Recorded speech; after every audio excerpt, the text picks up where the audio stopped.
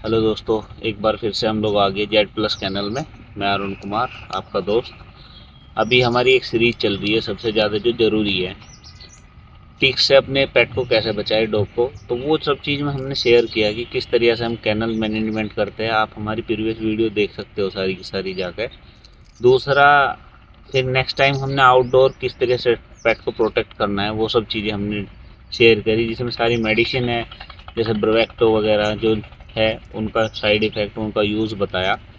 आज की जो टॉपिक है, इसमें हम लोग क्या करने वाले हैं, आज की टॉपिक में हम लोग एक टिक्स फीवर के बारे में, ऐसी डिजीज़ है जो अगर अर्लियर एज में संभाल ली तो बहुत ईजी है, बट अगर आप इसे फाइंड आउट करने में थोड़े से डिले हुए ना, तो फिर आपके पेट को ही जाना पड़ जाता है। तो कोई वेट आपकी हेल्प नहीं कर सकता। इतनी मतलब बेकार डिसीज मैं इसे मानता हूँ। तो उसके बारे में हम लोग डिस्कशन करेंगे। मैं अपने उसके बारे में, जितने डॉग के साथ एक्सपीरियंस मैंने करा है ना अलग अलग जगह पे, जैसे मैंने कई जगह पे अच्छे अच्छे कैनलों में काम करा, अच्छी अच्छी ऑर्गेनाइजेशन में काम करा है। तो अपने खुद का ब्रीडिंग सेटअप पे हम लोग काम करते हैं, ट्रेनिंग सेटअप पे। तो वहाँ पे जो प्रॉब्लम आई और वे हम लोगों ने चैलेंज फेस करे, वो एक्सपीरियंस मैं आप लोगों के साथ शेयर करूँगा। और आप अपने कमेंट में आप अपने भी एक्सपीरियंस शेयर कर सकते हो, जिससे सभी में अवेयरनेस हो सके और कम समय में वो फाइंड आउट कर सके। तो चलो एक बार फिर से आप सब्सक्राइब कर लेना हमारे चैनल को। इन्फॉर्मेशन आपको मिलती रहेगी। हमारा ट्रेनिंग प्रोग्राम भी चलता है, जिसमें हम लोग लोगों को ट्रेनिंग प्रोवाइड करते हैं, पेट की ट्रेनिंग कैसे होती है। तो सारा का सारा हम चीज़ कॉम्बो बनाते हैं। इसी चीज़ पे हम लोग वीडियो भी शुरू कर देते हैं। तो मैं आज सबसे पहले एक ऐसा एक्सपीरियंस शेयर करूँगा जिसके अंदर हमारा एक डॉग था, डच शेपर्ड ब्रीड की, बहुत ही हार्ड ब्रीड होती है। और वो क्या हुआ उसको कि भाई साहब उसने, हम लोग बाइट वर्क के लिए उस पर काम कर रहे थे, फ्रस्ट्रेशन हम लोग उसको डाल रहे हैं कि वो बार्क कर रहा है, बार्क कर रहा है, बार्क कर रहा है, और सडनली उसकी नाक से खून आ गया। तो हम लोगों ने उसको आइस लगाया, बर्फ़ लगाया, और थोड़ी देर में वो खून बंद भी हो गया। हमने सोचा गर्मी की वजह से है ये सब चीज़, खाना खा रहा है अच्छा, स्टूल वगैरह सब अच्छे से आ रहा है, पोटी वगैरह उसकी, और एक्टिव है बिल्कुल, आप पहचान नहीं सकते। तो सोच के कि ऐसा है, हमने रेस्ट दिया। 3 दिन के बाद हमने फिर ठंडे टाइम पे उसका मतलब बाइट वर्क जैसे ही शुरू करा। पिछली बार कम से कम 2 मिनट तक वो बार्क कर रहा था, तब उसको ब्लड आया था। इस बार उसने लगभग 6 या 7 ही बार करा होगा, तुरंत उसको खून आ गया, और पिछली बार से ज़्यादा आया थोड़ा सा। तो मेरे को एक्सपीरियंस है उस सब चीज़ का, मेरे को आइडिया लगा ये टिक्स फीवर हो सकता है। तो मैंने टिक्स फीवर के लिए उसमें अपना ब्लड टेस्ट कराया वेट के पास। तो ब्लड टेस्ट में हम लोगों ने सीबीसी करवाया, कंप्लीट ब्लड काउंट, और पैरासाइट भी करवाया, लेकिन कुछ नहीं आया उसमें। और ना ही उसकी प्लेटलेट डाउन थी, कुछ भी नहीं था मतलब उसको आया। तो हम लोगों ने उसको फिर से मतलब उस दिन ब्लड को रोक लिया किसी तरीके से, पानी डाल के, कोई कोई चीज़ें करके। लेकिन हुआ क्या, 7 दिन के बाद हम लोगों ने फिर से बाइट वर्क कराने की कोशिश करी, तो ही बार्क पे उसकी नाक से बहुत ज़्यादा खून आ गया, और अभी वो खून रुक नहीं रहा।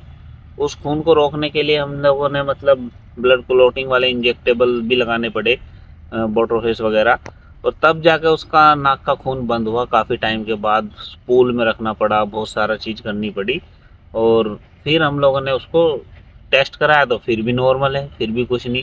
बट मैंने अपने पास्ट एक्सपीरियंस में, जितने आर्मी के वेट होते हैं ना अच्छे खासे, मेरठ में थे आर्मी सेंटर में, उनसे मैंने डिस्कशन करा कि मुझे सारा सिम्टम ये टिक्स फीवर का लग रहा है, आप बताएं सर क्या है क्या नहीं। ये 2 बार की रिपोर्ट है।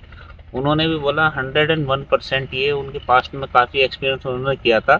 वो बोले पक्का ये टिक्स फीवर का ही केस है, और भाई साहब आप जो ट्रीटमेंट शुरू कर दो। तो उन्होंने मेरे को सजेस्टिव ट्रीटमेंट बताया, वो ट्रीटमेंट हम लोगों ने शुरू कर दिया। और ट्रीटमेंट शुरू होने के बाद जैसे ट्रीटमेंट चल रहा था, 5 डेज के बाद हमने वापस से टेस्ट कराया। तो वापस से जब हमने टेस्ट कराया तो उसमें बेबोसिया निकल के आया, और वो ऐसा चीज़ थी कि मतलब पैरासाइट टेस्ट कराया कि उसको टाइम लगा मतलब आने के लिए, ऊपर स्लाइड में आने के लिए। तो इस तरीके से भी केस होते हैं कभी कभी। और डॉग के अंदर कोई भी लेथार्जिकनेस, कुछ सिम्टम नहीं थे, बट अर्लियर पे हमने उसको पकड़ लिया, और 21 डेज के समथिंग उसका ट्रीटमेंट चला, टैबलेट थी। वो डॉग हमारा ठीक है, आज भी ओके है, बढ़िया अच्छे से काम कर रहा है सब चीज़ें। तो ऐसा एक्सपीरियंस हम लोगों ने शेयर करा है। दूसरा एक्सपीरियंस मैं आपको शेयर करता हूँ कि एक डॉग था, उसको दूसरी जगह रह रहा था, वो जर्मन शेफर्ड था वो। तो उसमें क्या है, वो बहुत एक्टिव अच्छे से कर रहा है, टिक्स फीवर का टाइम चल रहा था। जैसे ही हमने उसकी जगह चेंज करी, सडनली उसको लूज मोशन हुआ और फीवर आया, और सीधा हम लोगों ने मतलब उसका ब्लड टेस्ट कराया, तो उसमें उसको टिक्स फीवर डिटेक्ट हो गया। तो ये क्या हुआ कि पैरासाइट पहले से उसकी बॉडी के अंदर था, बट वो एक ऐसे इन्वायरमेंट में था जहाँ उसको खुशी थी, अच्छी खासा कुछ भी दिक्कत नहीं थी, पहले से पड़ा था उसके अंदर। और अंदर ही अंदर उसने अपनी थोड़ी थोड़ी सी मतलब वेल्पिंग भी की हुई थी, ब्रीडिंग की हुई थी पैरासाइट ने। तो हुआ क्या, जैसे ही हम लोगों ने उसका एक इन्वायरमेंट चेंज करना ना दूसरी जगह से, तो उसको चैलेंज आई, और चैलेंज आते के साथ जैसे ही उसकी इम्यून सिस्टम डाउन हुआ, उसको फीवर आया, तो टिक्स फीवर हावी हो गया। तो उससे भी थोड़े टाइम इंजेक्टेबल और जो वो चलने के बाद वो डिटेक्ट हो गया उस डॉग के अंदर। ये एक तरीके का सिम्टम आता तो जो बोलते हैं ना कि टिक्स फीवर ख़त्म हो गया वो सब चीज़, ये पैरासाइट कभी ख़त्म नहीं होते। ये कहीं ना कहीं हमारे ब्लड सर्कुलेशन में घूमते रहते हैं और डेड पड़े रहते हैं। जैसे ही इम्यूनिटी डाउन होगी, तुरंत ये एक्टिव हो जाते हैं और आपके पेट को नुकसान पहुंचा देते हैं। तो आप देख लो क्या चीज़ थी। तीसरा जो केस था, मैं आपको सीधा सीधा बताता हूँ। एक उसमें एक ब्रीडर भाई थे, उनका पेट था, उसको दिक्कत होती थी कभी भी, तो वो भैया क्या करते थे, ब्रीडर लोगों का ज़्यादातर मैं बताता हूँ क्या करते हैं, वो कोई भी बता देते कि एक, मैं किसी दवाई के वो नहीं हूँ कि फेवर में और नहीं फेवर में, कि आप एक एंटीबायोटिक चला लो, जब भी आपकी दिक्कत होती है घर में रखो डॉक्सीपेट, तो उससे आपके पेट ठीक हो जाएगी। कुछ भी होता था तो वो लगभग उसका कोर्स हर महीने कर देते थे, 1 हफ्ते का। तो हुआ क्या कि वो रेजिस्टेंस क्रिएट कर लिया उसने, पैरासाइट ने पूरा, कभी वो ख़त्म हुआ नहीं। 21 डेज़ के कोर्स में लगभग ये पैरासाइट ख़त्म होते हैं, तो वो ख़त्म हुआ नहीं, पैरासाइट बोल रहा हूँ मैं। तो वो ख़त्म होता नहीं और बार बार उसकी इम्यूनिटी बन गई, और एंटीबायोटिक ऑलरेडी उसी को नुकसान पहुंचाना शुरू कर दी।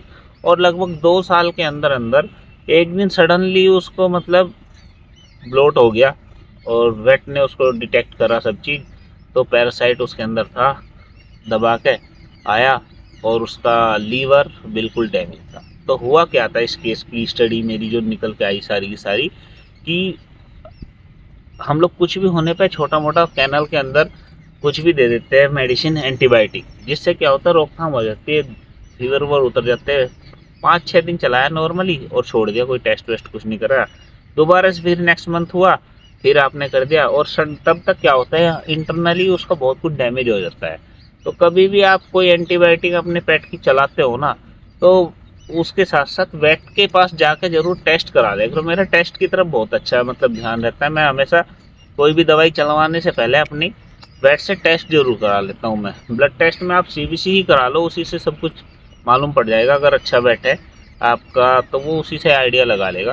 ट्रस्ट वर्दी एक चीज़ होती है ये चीज़। तो उसमें वो पेट बेचारा चला ही गया, क्योंकि लास्ट टाइम पे वेट भी कुछ नहीं कर सकता और हम भी कुछ नहीं कर सकते, वो वाली चीज़ है। तो ये एक्सपीरियंस सबसे गंदे वाला रहा है।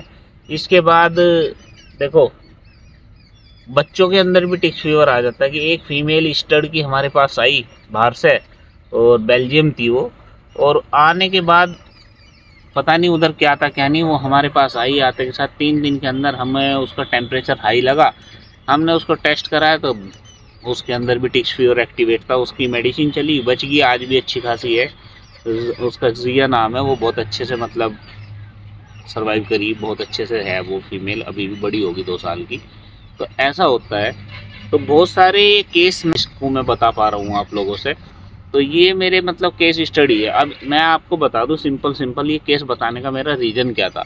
मैं सिम्टम बताऊँगा कि जो सिम्टम मैंने अभी तक देखे हैं, कि कभी कभी टेस्ट में भी नहीं आता, वेट को भी पता नहीं चलता, हम लोगों को भी पता नहीं चलता। तो अलग अलग सिम्टम आते हैं टिक्स फीवर में। Ticks fever Rocky Mountain fever बोल सकते हैं आप इसे, रेड ब्लड फीवर बोल सकते हैं, होता ही पैरासाइट की वजह से ही है। और इसमें डॉग के किसी भी पर्टिकुलर ऑर्गन को डैमेज करता है, सीधा सीधा प्लेटलेट डाउन जाती है। और अगर सही से अर्लियर टाइम पे इसको मतलब ऑर्गन डैमेज होने से पहले आपको नहीं पता चल रहा, तो वो पूरा पेट चला ही जाता है। ठीक है, इसमें ब्लड ट्रांसफॉर्मेशन भी करना पड़ता है, एक कुत्ते से दूसरे कुत्ते को खून भी चढ़ता है, तब भी नहीं बच पाते। तो वो लास्ट स्टेज है, तो मैं उसमें नहीं ज़्यादा बढ़ता। मैं आपको सिम्टम बताता हूँ बेसिक। अगर आपके पेट का टेम्परेचर 105 जा रहा है, सडनली आप मेडिसिन देते हो, वो ड्रॉप होता है और वापस से 105 जाता है, फिर आप मेडिसिन देते हो, फिर उतर जाता है, वापस से फिर 104 ऊपर जा रहा है। हाई टेम्परेचर अगर जा रहा है तो ये टिक्स फीवर का क्लियर कट इंडिकेशन है।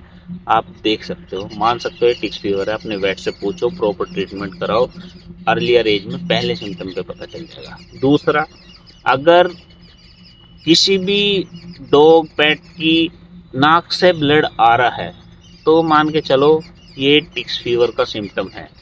आप टेस्ट करा सकते हो, उससे आपको पक्का पता चल जाएगा। तीसरी चीज़, अगर किसी भी पेट के यूरिन से ब्लड आ रहा है तो भी ये टिक्स फीवर का सिम्टम है। 101% टिक्स फीवर निकलता है, तो आप वेट से पूछो। अगर स्टूल के अंदर ब्लड आना तो लास्ट स्टेज की बात होती है, उससे पहले क्या होता है, इंटरनल ब्लीडिंग होनी शुरू हो जाती है और स्टूल जो है ना, मतलब पोटी, वो थोड़ी ब्लैक कलर की आनी शुरू हो जाती है। तो ब्लैक कलर की अगर पोटी आ रही है पेट की, वेट की, तो वो भी टिक्स फीवर का ही सिम्टम है। तो आप अपने पेट का स्टूल रोज डेली चेक करो। जब भी आप घुमाने ले जाते हो तो आप पता चल जाता है, ज़्यादातर यही सिम्टम आता है। 80% केस के अंदर स्टूल ब्लैक हो जाता है, ठीक है। तीसरा चीज़ क्या होता है कि एनेमिक होने के बाद, और एनेमिक होने के बाद क्या, ब्लड का मतलब खून की कमी होने के साथ साथ उनके गम जो है ना, इनका कलर चेंज हो जाता है। इनके आँखों के अंदर के ये जो है, ये कलर जो है गुलाबी से वाइट होना शुरू हो जाता है।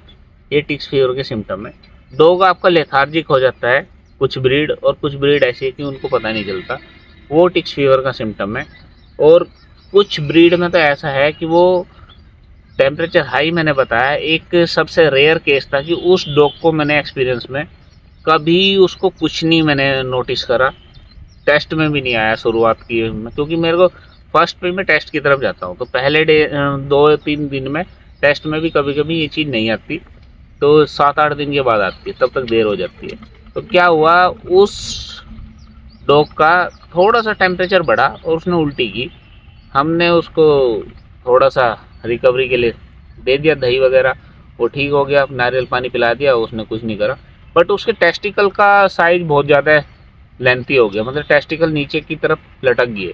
तो और उस चीज़ पे मेरे को आइडिया लग जाता है कि ये भी एक सिम्टम है टिक्स फीवर का। टेस्टिकल अगर नीचे लटक जाते हैं आपके पेट के, बड़े हो रहे ज़्यादा, तो वो भी आप मान के चलो टिक्स फीवर की तरफ से ही दिक्कत, इन्फेक्शन आ रहा है। सीधा आप अपना वेट को दिखा के उसके सजेशन में ले सकते हैं। ये मेरे प्रैक्टिकल एक्सपीरियंस है जो मैंने फेस करे हुए। बताने के लिए मैं बुक का पढ़ा हुआ कुछ भी बता सकते हैं कोई भी, बट जो मैंने फेस करे मैं वो आपके साथ शेयर कर रहा हूँ। दूसरा चीज़,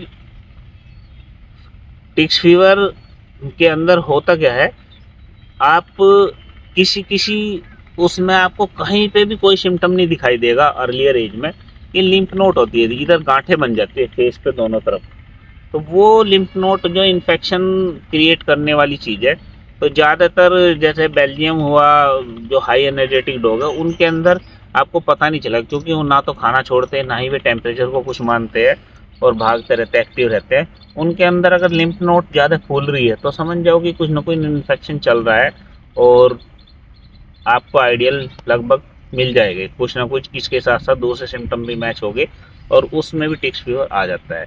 तो ये सारा का सारा चीज़ मैंने आपके साथ शेयर करी है। दूसरा चीज़, इससे बचने के लिए लोग मेडिसिन लेते हैं, क्या क्या लेते हैं क्या नहीं है, वो मैं नेक्स्ट वीडियो में अपने ट्रीटमेंट जो कुछ हेल्प करते हैं कि हम लोग अगर प्रोटेक्टिव कुछ मेडिसिन है होम्योपैथी की, कुछ आयुर्वेदिक नुस्खे है जो हम लोग अपने पेट पे यूज करते हैं, तो हमारी इम्यूनिटी सिस्टम अच्छा स्ट्रॉन्ग हो जाता है पेट का, और वो यूज हो जाते हैं।